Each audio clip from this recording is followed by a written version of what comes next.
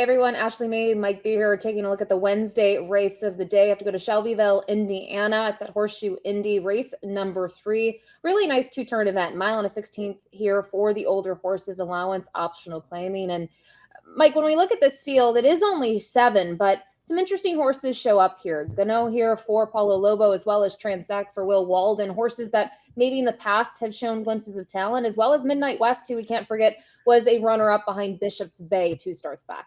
Yeah, that horse Midnight West too has a lot of speed here from the rail. So we'll see if he can get the right trip in this race, Ashley, because I did think there was enough pace in here. I don't know, man. I thought this race was really, really tough because you're right. The 4 and the 6 kind of feels like they have the best races, but it's kind of fair to wonder what kind of form they're in right now. I think the morning line really suggests that, right? A lot of horses sort of in that 5-2 to 6-1 range, a little bit of everything. We'll take a look at the time form US pace projections. You talked about the pace, and time form projects a fast pace. And it looks like a couple of horses might be involved. They look at the number 3, Code Omaha, who's typically been somewhat forward in those last 2. I think the big thing is coming out of sprint races now has to stretch out. The 5, Hearn, another one that you look at some pace. 2 starts back, was able to almost take them gate to wire at Oakland Park, came up a little bit short, as well as the 6, Gunoe, who I think in some ways, I don't know how close he has to be to it. I don't know if I see him necessarily pushing the action more rather than, I should say, being part of it early. Yeah, I'm a little confused by the pace too, mostly because 2 of the horses that the pace projector has up there, the 3 and the 5, I mean, I guess they could show speed in here. I just don't think that they're that competitive in this race. I don't really like either one of those horses, so I just wonder how much they can really affect this race. We'll jump right into it here with a replay of the number 1 Midnight West. We won't look at the Prairie Bayou. We'll go back to that dirt start locally at Horseshoe Indian. I think this horse is a talk about sort of point about the pace. Was the pace setter here? Does come up short, but I think there's a lot to say. Who beats this horse? Bishop's Bay. We know the resume that he's been able to put together since this effort and even going into this. I think Midnight West could be part of the pace with the inside draw. Me too. It's one of the reasons that I think he's a contender in here, because again, I'm not sure that this pace is necessarily going to be fast. And I personally believe that he needs to be involved. If he's going to run his best race, I could go either way on this horse, Ashley. I'm not, obviously that replay that we just watched, he ran fine in there until Bishop's Bay just steamrolled him at the end of that race. But Bishop's Bay is really good. His other races, I don't know, man. I just kind of think they're okay. I don't think they're great.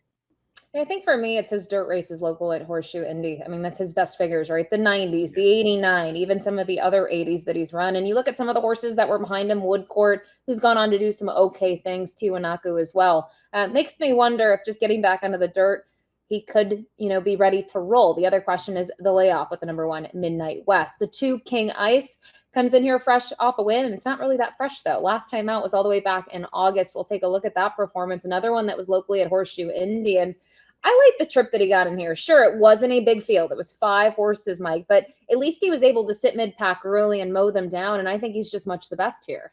Yeah, this is a good performance. You're right. He got a great trip in this race, but he also wins this race pretty easily when all is said and done. I wonder, you just sort of wonder what happened to him after this, actually, because this is only the end of August, and we didn't see him again after this. It was only his 4th start last year, too. It felt like he really moved forward there.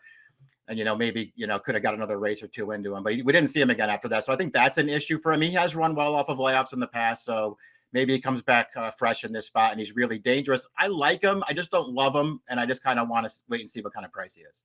His record does stick out, though, at Horseshoe Indy, 6 for 10, 9 out of those 10 performances, top 2 finishes. The 3 Code Omaha we saw might be part of the pace. I think a lot has to do with the fact that he's stretching out, which is going to be a question mark. You look at his route races, they've been on the grass. One of them okay. The other 2, I want nothing to do with. And I just wonder, based on his last few, is he ready for this field? I feel like this is going to be tough for him once again. Yeah, stretching out here, it just feels like it's not going to be easy for him. I don't know.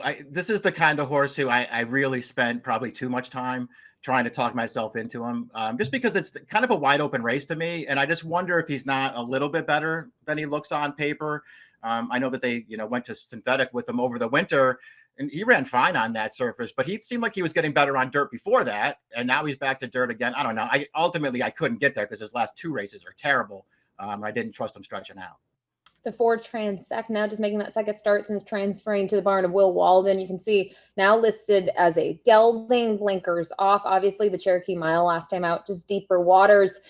I don't know what to do with him. I guess his races at Horseshoe Indy, he was fourth best in the Indiana Derby. I don't know how you view that performance. I thought he was part of the pace and just not as good as the others in there. And maybe this is a more sensible spot for him based on where we've seen him as of late. I just don't know if I'd want to take a really short price on him. Yeah, exactly. I don't think he's the kind of horse you're going to want to take too short a price on. I think it's pretty clear that his good race is going to make him really, really tough in here. But how can you trust him to run that race? I mean, you're talking about going back to 2023 to get to his really good races. He never really got a campaign going last year, so we'll see what he can do here off of another pretty long layoff here. Second start for Walt. I don't really care about the last race.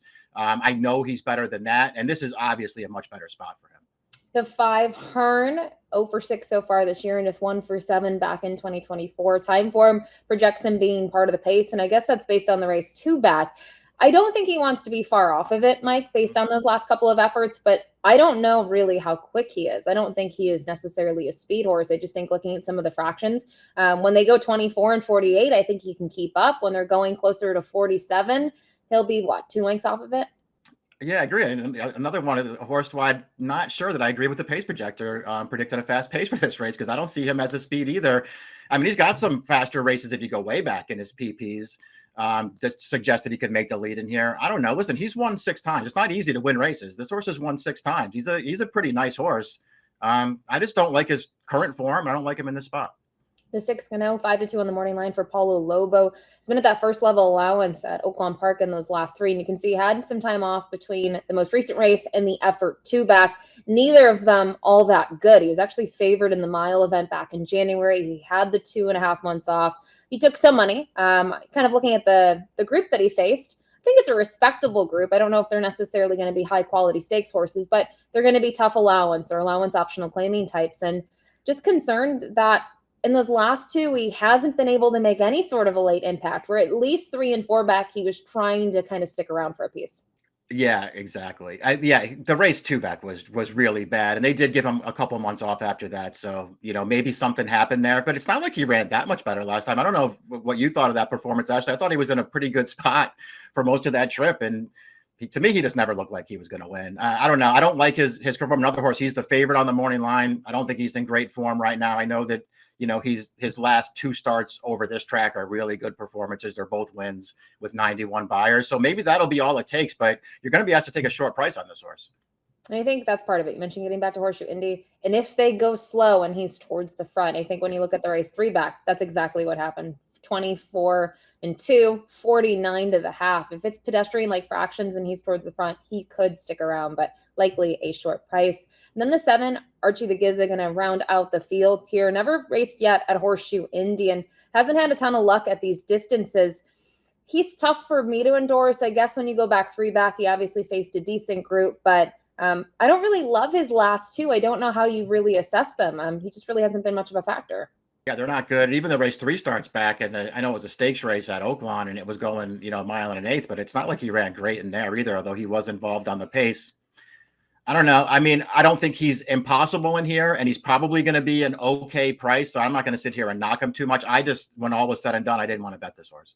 Yeah, and I guess the question is, can he get back to some of that 2024 form? I mean, he is a horse that beat Alexander Helios. We know the resume that he's put together this year. 5-star general has always been a hard-knocking type. It's just off his last couple. I don't know. There's not a lot for me to like, and I actually think he could be a better price, though, than 5-1. He could float up in price in this spot. But race 3 this Wednesday at Horseshoe Indy is the race of the day. Don't forget free past performances on the DRF website. And so we look at our top selections in here. Similar ideas, I guess, just opposite directions here, opposite orders. You go to the 4 Transect on top, who is getting some class relief and just making now second start in quite some time. Ultimately, I just felt like the longer I looked at it, I just felt like if he runs his good race here, I know it's a pretty big if, but if he runs his good race, I think this is a field that he could beat pretty handily. I don't like this race from a wagering perspective, Ashley, and I don't want to bet it. But I have to make picks for it. Those are the rules, and I play by the rules. I put my picks up there. I got the 4 on top. And I'm going to go with the one Midnight West. I don't know if he'll be 6-1. If he's 6-1, I actually think he's a great bet in here. We saw the second place finish behind Bishop's Bay. I really just don't know if he likes the synthetic. In my opinion, he's not as good on the synthetic. His best races are on the dirt. He's been very effective at Horseshoe Indy, and a lot comes down to the pace. If him and Gunoe, in my opinion, hook up early, he could be in trouble. But if they're even going, I don't know, 47 and change, he could be a big threat here based on the effort to back. He will need to race off the layoff, though. So 4-2-6-1 for Mike, 1-6-2-4 for me. Race 3 this Wednesday at Horseshoe Indy. Good luck.